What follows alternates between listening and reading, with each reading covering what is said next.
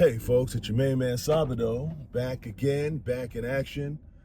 One of my morning drives to the usual spot, which is the Master Gardening Program. And a lot has gone on since the last time we had a conversation in the car. So I thought I would have a conversation with you today just to give you some perspective on some of what I'm doing to deal with what's in front of us all right now. So let's go ahead and get into it. As many of us know, or all of us know, that on the political front, we have a lot of things happening, and the purpose of this channel isn't to go into the politics of it all, but I do think there are things that are impacting all of us. And if you're like me and you're either an early retiree or thinking about retirement, I think this whole climate puts a lot of things into question. I don't know if it necessarily derails things, at least not at this point, but I do think there's a lot to think about. I think we've got to think about Medicare. I think we've got to think about Social Security. I think we need to think about the stock market.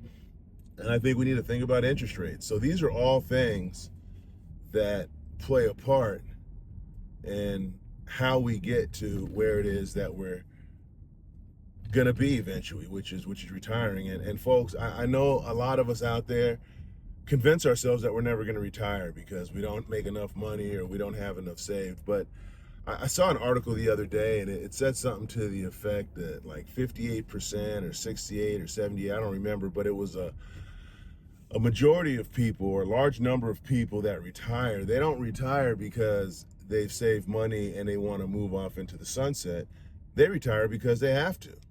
They have to retire. They can't afford not to retire because they've either got something medical going on or they've got something else outside of just a world of happiness and joy that's pushing them to that point. And so I don't think it's at this point about whether or not we can afford to retire. I think now it's just more what's going on in the marketplace and how's that going to affect us. And so the one thing I want to talk about first are this idea of tariffs. I get it. I try to. There's not much with this administration that I can really support, and there's not much that I really stand behind, because I just think there are forces that are at work that are not looking out for people like you and I. I think they're looking out for people that are in different places, people that look different, people that make more money. But I do think it's at the cost of the rest of us that aren't rich and don't have, that aren't ultra wealthy. And I think that's a dangerous thing for us as a country, because what essentially happens is you go to the masses where all the money's at to try to subsidize or not all of the money, but where there's dispersed money and lower influence to help support those that have ultra wealth and have a lot of influence. And the dangerous part about that, I think, is that you create a class of people that really run the country. So you look at the Mark Zuckerbergs, the Larry Ellisons, the Google and Jeff Bezos, and they run the country. And they have Elon Musk, who obviously is running the country today, because he's the one making the consequential decisions and recommendations. But I think it's dangerous, because the scary part of it all is that these people are so disconnected from what we have to deal with on a day-to-day basis. And I'll give you an example. I went to Costco yesterday and I don't know if this is because of the tariffs, and I don't know when taxes get priced into business models, and I assume it's sooner rather than later. But I went to Costco to get some toilet paper, and that toilet paper was 20 bucks. That toilet paper not long ago was less than 10. And so now it's up to 20 bucks. And it just seems like a lot. Again, it's still a better deal than I get on some other brands that I buy at the grocery store, but everything's going up. So when you think about these tariffs, though, if you think about what tariffs are basically a tax on goods that are imported into the U.S. And so anybody that owns a business, and if you own a business, please validate or invalidate. But as a business owner, when your costs go up, those costs get passed on to the consumer. And that's what creates what we see from the standpoint of inflation. That's what we see from the standpoint of rising costs and the inaccessibility of goods. Because as soon as you add costs, as soon as something costs more to make, you then are in a position where you have to raise your prices. Minimum wage goes up, the cost goes up. Taxes go up, the cost goes up. And that's what creates some of that inflation. And so the inflationary pressures caused by perhaps some other items may not necessarily work that way. But in most businesses, if there's an addition to the cost, even service businesses, if the cost of equipment or fuel goes up, guess who's paying for it? We are. And it's just not something that I think is in the best interest of all of us. So, but yeah, I don't know that most people are in a place where they've been educated on the idea of tariffs and what tariffs are going to do. And I don't come on here claiming to be the expert, but I do think the implementation of those tariffs, they create things that us as retirees or pre-retirees have to think about, because it's created a layer of volatility in the stock market that many of us hadn't seen before. Now, if you're my age, and I think I've mentioned before, I'm 53, so I was around in the 90s, I was around in the 80s, I was around in the early 2000s, I was around for 2008, and I was around for COVID. So all of the economic downturns, several economic downturns that occurred during that area, I was there for that. But that doesn't mean that it makes it any easier, but it means that I understand some of the market cycles. But some of the rest of us that don't necessarily have that experience, I think, are rushing to look at our 401ks and say, let me get out while the getting's still good. But the stock market has recovered 100% of the time. And in order to inform this conversation, I had a conversation with my financial advisor just to validate whether or not my thought process was correct. And so I called my financial advisor and I said to him, is this a time that I need to start rethinking my strategy? And he said, well, Sabado, I don't think so, because the way that you're invested is you're about 70-30, 70% equities, 30% bonds, plus my emergency fund has municipal bonds and so on. And so at a 70-30 and having a window where you're not going to have to access those funds for at least, 3-4 years, you should be able to work out the cycle, because most of these down cycles last about 18 months. And although we're dealing with a bunch of factors, external factors that are creating the volatility, the reality is there will be something that takes us into, if it's a recession, and there'll be things that bring us out, because you can't stay there forever.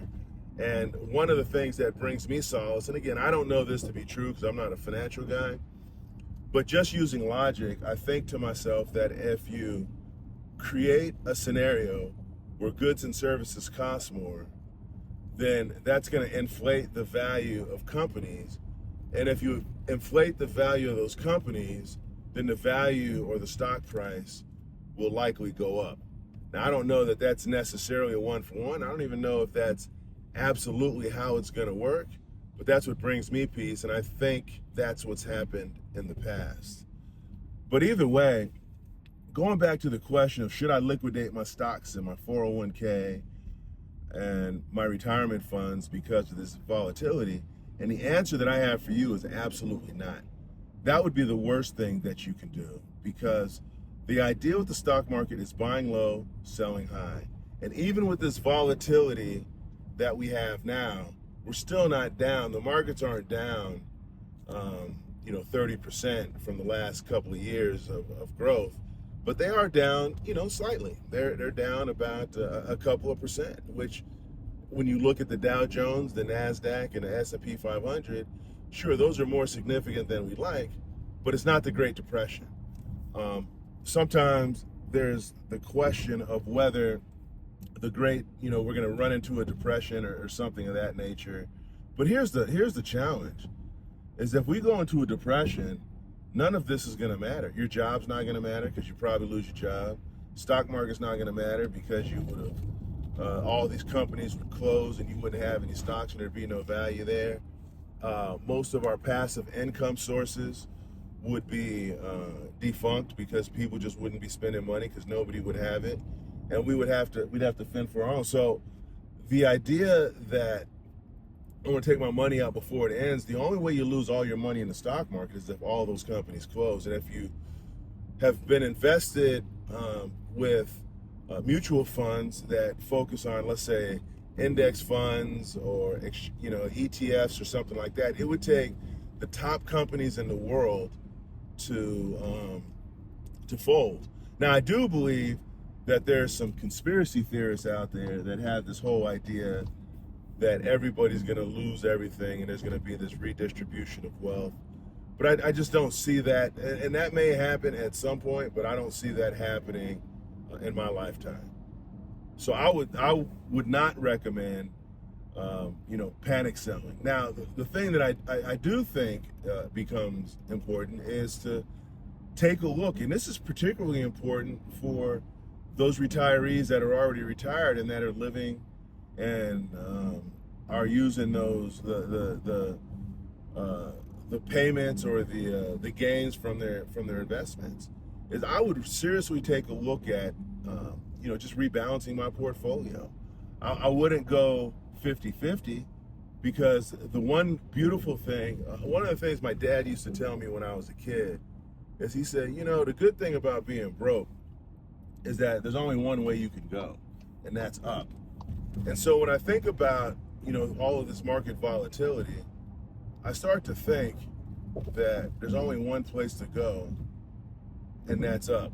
And so you don't want to lose the opportunity to maximize gains when the markets do recover, because at the end of the day, this volatility that we have now is basically the market pricing in the cost of those tariffs, because ultimately the cost of goods and services are going to go up. But I also think what's also important, particularly for current retirees, continue doing the stuff that you're doing. Remember we talked a few episodes back about having purpose and having a sense of direction and knowing why you're here and what it is that you're trying to do? Well, that all sounds good and easy, and it's easy when times are good. When you're going through the heyday, when the markets are up 30% and you're making a bunch of money and everything is good, well, that's easy. It's easy to think about purpose and meaning and as I like to say, get your zen on. But it's when times are volatile that you have to really go back. And as they say in the military, and I was never in the military, but as they say in the military, rely on your training. And any law enforcement people will tell you that when you're in a difficult spot or in a dangerous spot, rely on your training, because your training is designed to get you through those things. Well, part of your training is the discipline of finding purpose, because none of what we're dealing with today, from a market volatility perspective, a tariff, the culture war that we're in the country, none of that, affects your purpose. It may exacerbate the need for your purpose. I would like to say that more people need YouTube channels than ever, because as Americans, I think we talk to each other less than we ever did in our society. And I think we rely on technology for a majority of our communication. And I'm not talking about being on the phone. I'm talking Teamsing and Skyping and texting, and because we've got fingertip cowboys that they'll say whatever they need to say on text or an email or on Reddit, and you see it. You don't see them on my videos because I tend to delete the trolls because I don't think it's productive. And I've said before, I don't have time for things that aren't productive. But you see it you go around these YouTube channels, go to any channel that has a bunch of views on it, and you'll see trolls on there. But those same trolls those are the same sorry suckers that are afraid to say anything to your face, because the reality is I'd knock them out, and they know that, and so they get behind the scenes and they get in these chat rooms, and they get into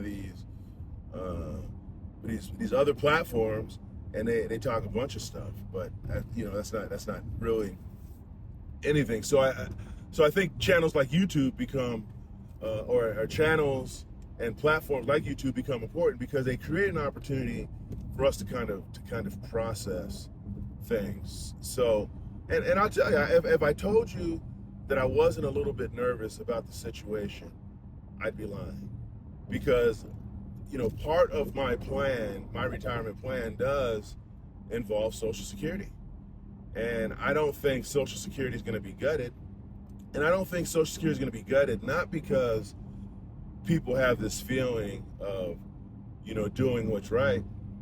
I just think people are not going to touch. I don't think there's going to be major cuts to Social Security because it's a political hot button. Whoever hits Social Security is going to have challenges in the next election.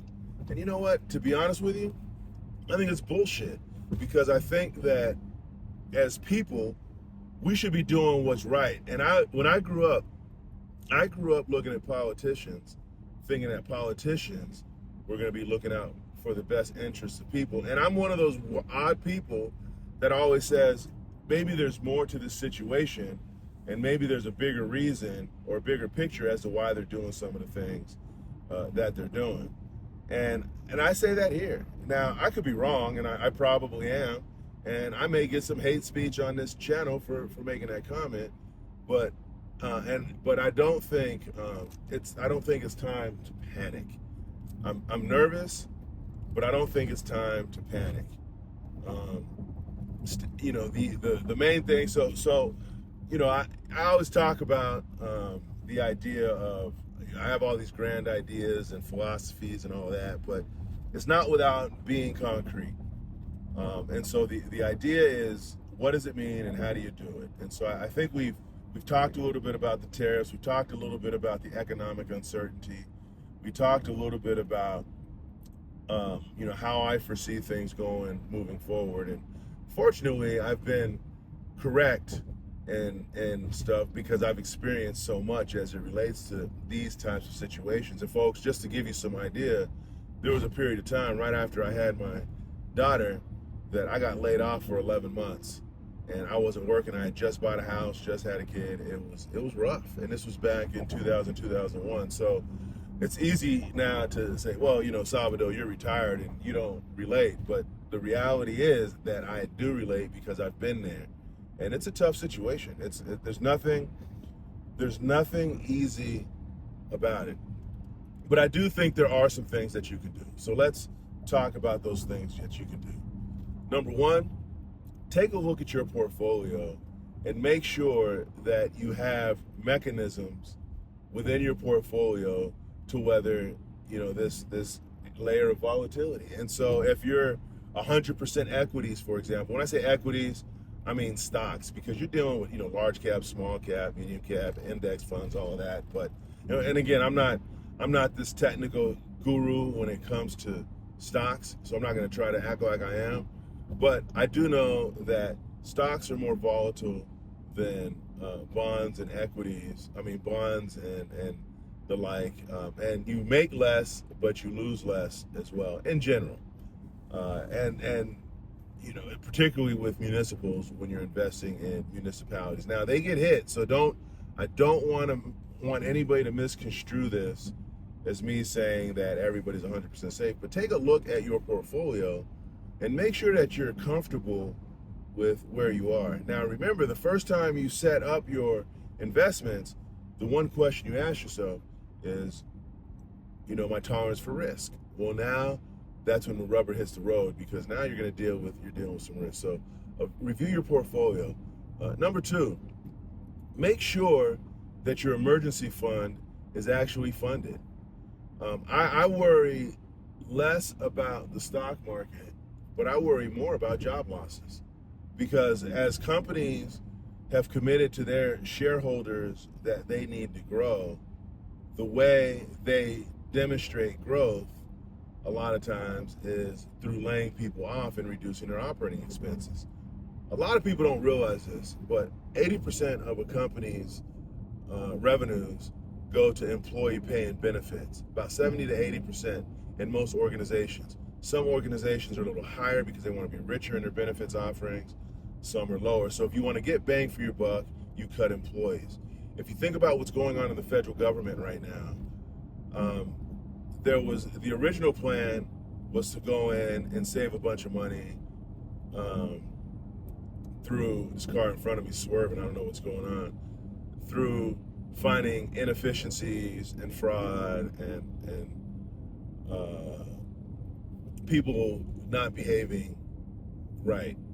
But what we've started to find and what we're seeing is that what they're finding from inefficiencies in the system pale in comparison to what they expected or anticipated, or they anticipate. But what they are doing is they've cut hundreds of thousands of employees. So when you think about why would you want to pay for tax cuts for wealthy billionaires by cutting employees? Because that's where you're going to get a large bang for your buck. So you could cut a lot out of that. So if you think about a company that's $1 billion company, about 800 million of that goes to employee pay and benefits. And so it's kind of a heavy thing. So I think you have to have your emergency fund set so you at least have some peace of mind. Because if you don't have peace of mind in a market like this, you're gonna go nuts. I mean, it's just the reality of it. If you don't have peace of mind right now, you're gonna go nuts because you're gonna wonder when it's gonna happen to you. A lot of my friends over this last year got laid off, and some are still laid off and haven't recovered from it yet, and some had to make complete changes. So you want to make sure that you fund your emergency fund. Number 3, I think the next thing you should probably take a look at, are your expenses. The one thing I'll tell you that my wife and I are doing, and many of us, if you follow the channel, we like to go to casinos and we like to do different things. And we've budgeted for that. But in times where you have volatility, you just have to look at the budget. And you have to ask yourself the question, am I spending my money the best way I can? Are there areas that I can cut? And I'm not saying that you go to bare bones where you don't do anything, because that's no fun. You still got to live. And so don't stop living because you're afraid that the market's going to tank. But just take a look at your expenses. I took a look at my expenses last year, and I realized how much I spent on DoorDash and Uber. I spent some coin. I think about how much I spent on other things that I did for fun. Now, would I go back? If I had to go back, would I change it? No, because my wife and I have experiences that are going to last a lifetime. But, one of the things that we look at today is, with this market volatility, is tightening our belts. As I like to say, you move from betting on the nickel slots to the penny slots, so that way you can play longer, have the experience, but spend less money. Number 4, take a look around and make sure you set strong boundaries for yourself, because if you don't, what will happen is you're going to go through all of this rigor to take care of all of these things, to make sure you have peace of mind, to make sure you have an emergency fund, to make sure that you're balanced in a way that you're comfortable in the stock market. And you're going to do all of these things. You're going to have somebody that who you may have expressed to them that it would be smart for them to do that. They're not going to do it. And they're going to come to you and want to unload on you and either tell you, hate on you because they want to tell you that you're wrong for doing what you're doing, or they're just going to have, your whole relationship with them is going to be them complaining about the circumstances that they have.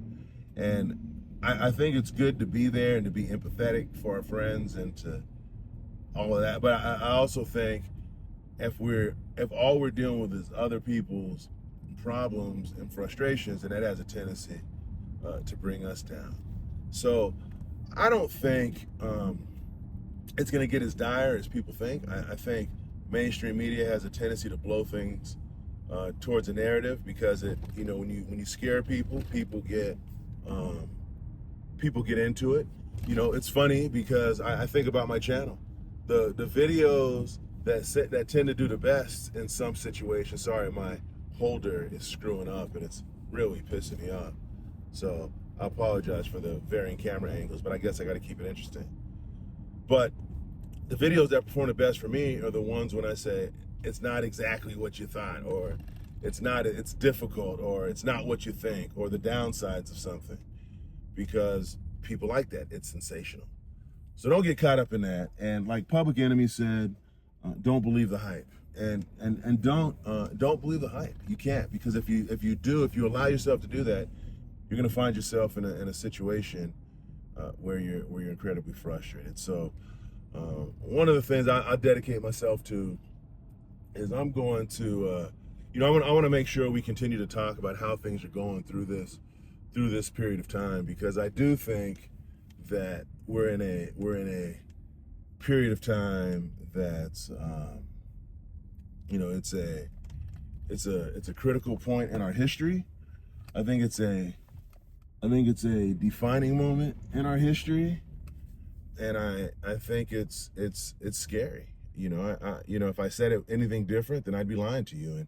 And the one thing I've always said is that if I care enough about you to answer the question, it's always going to be the truth. So I've gotten to where I needed to be this morning, but I wanted to make sure that I came to you and spoke with you some truth, so you had some information to walk away with and hopefully feel a little bit better. But please let me know in the comments if you have any questions, because I think we're going to have to process this together. So on that note, have a good rest of your day, and I will talk to you soon.